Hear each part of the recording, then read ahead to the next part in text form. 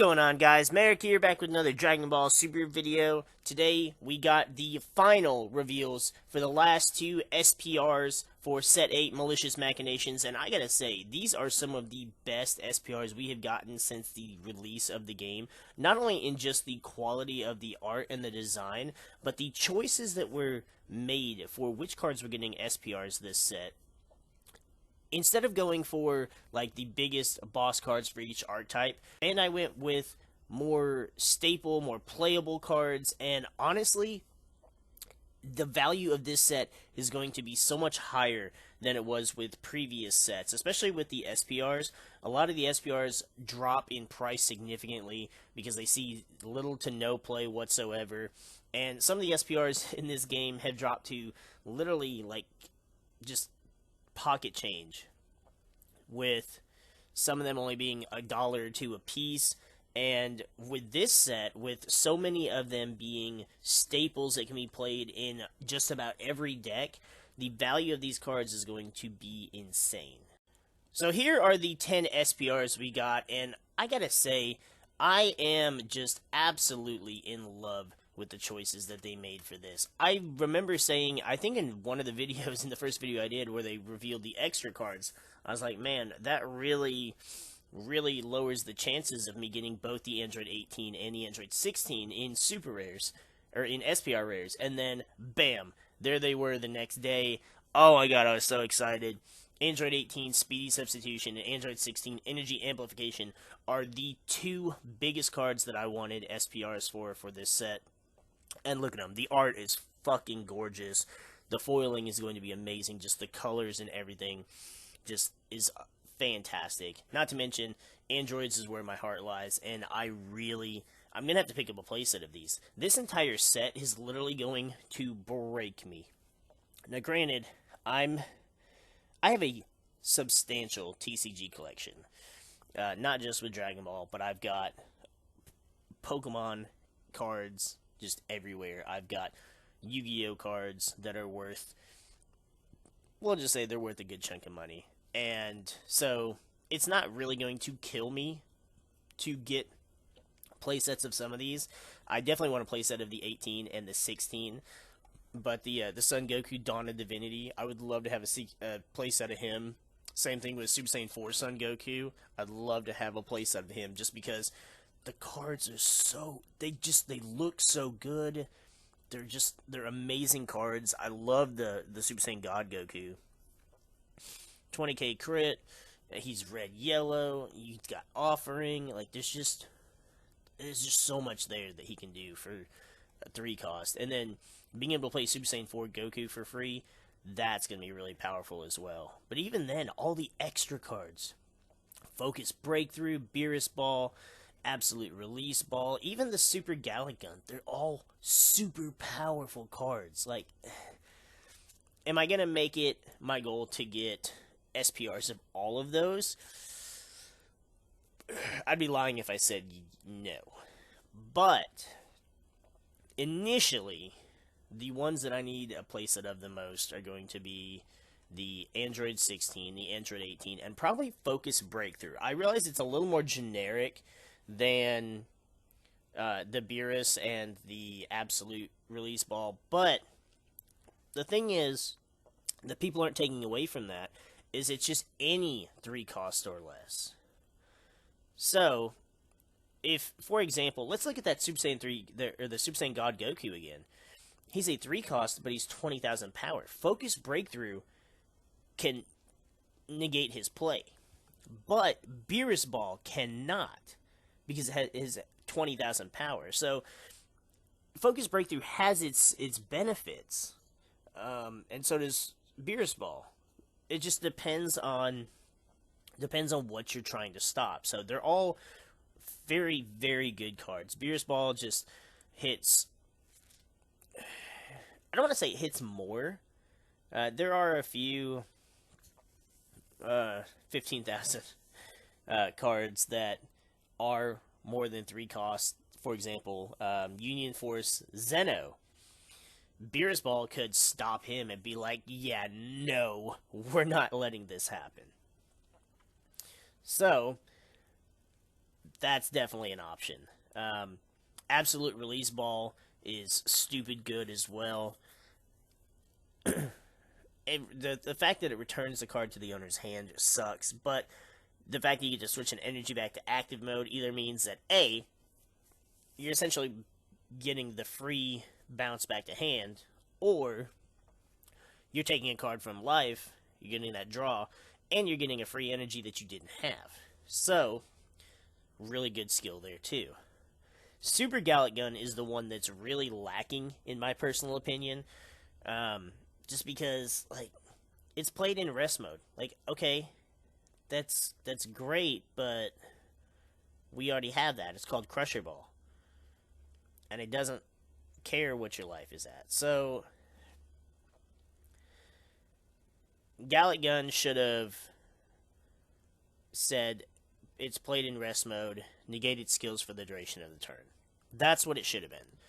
And because it doesn't, I'm going to go ahead and say that Super Gallic Gun is the weakest of the four.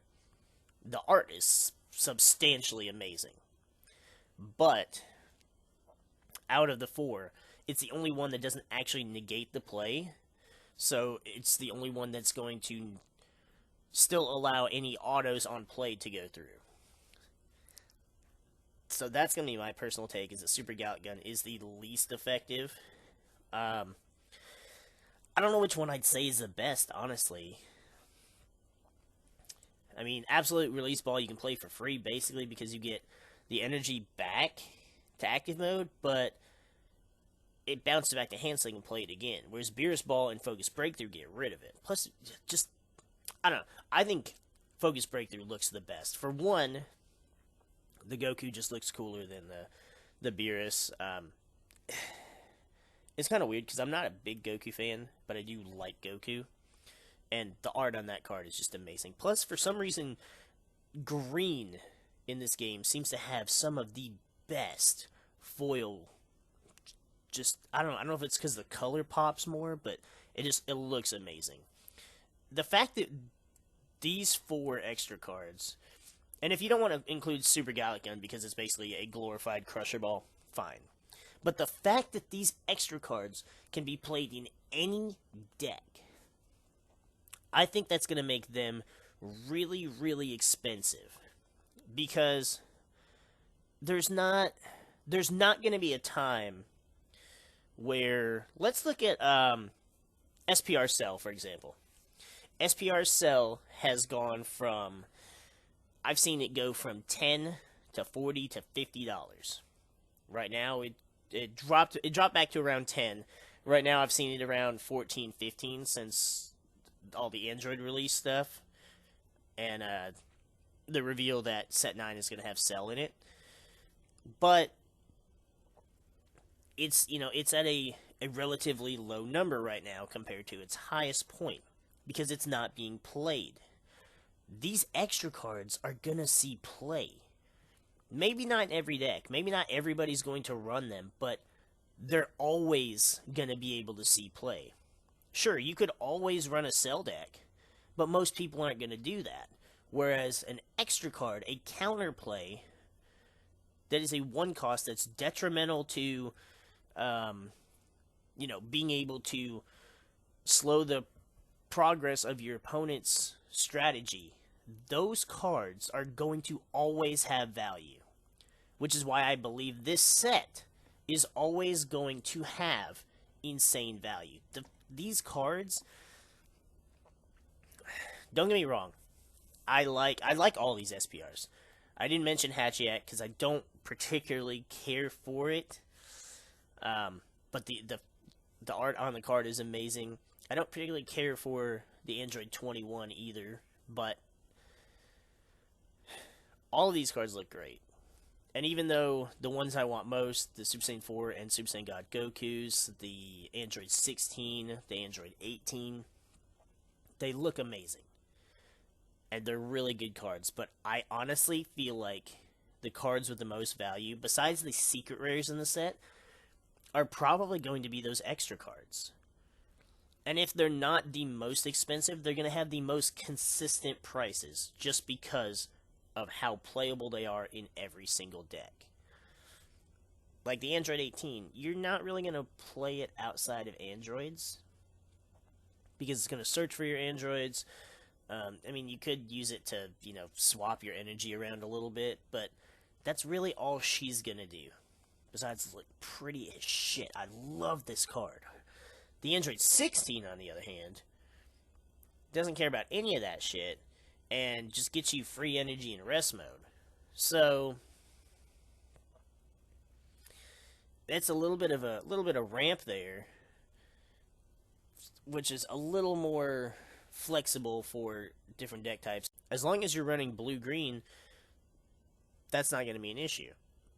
So while some of these cards have a little bit more playability than others, they are going to be huge. Not to mention, the Android 21 is going to just be expensive because it's Android 21.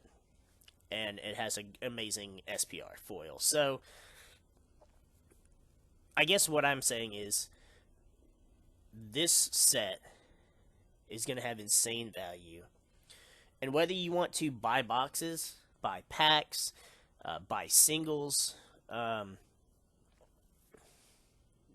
if you pull one of these, you've got value, which, that's the thing too. So, now that every box comes with an SPR, you're gonna get one of these.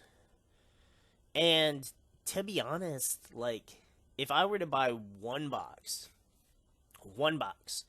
there are 7 out of these 10 SPRs that I would love to have. 8 if we include the Super Gallic gun. That's really good chances. I don't usually care that much for that many SPRs in a set. Like, this set is literally going to either break my bank or it's going to cause me to really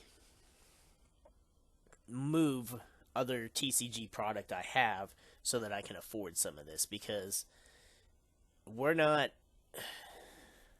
like I said, I would love to have playsets of all of this stuff, but for sure I have to have a playset of that 18, that 16, and probably Focus Breakthrough. I don't really have a particular color for leaders that I go with. I know a lot of the leaders I play are blue, but that's just because of the characters.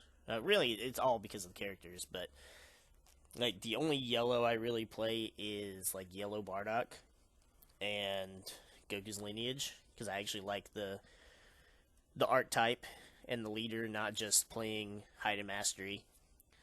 But other than that, yellow is just not my color. Red really isn't too much either. Like, there's some cool red stuff, but aside from going back and rebuilding Set 2 Vegito leader over and over again, I don't really play a lot of red.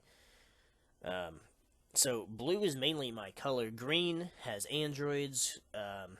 We got the green Vegito. Like, green's got some good stuff, but honestly, I don't know which one I would rather have, but the green one has the best art, in my personal opinion. Anyway, this is more just a video of me rambling about what I think the value of this set is going to be. But it would be interesting to see what you guys think. What is your favorite SPR, and what is the first SPR you want to get a playset of? Because that's going to be really interesting to see the different answers for. Do you think this set's going to be expensive? Do you think these cards are going to be expensive? I've been debating whether or not I want to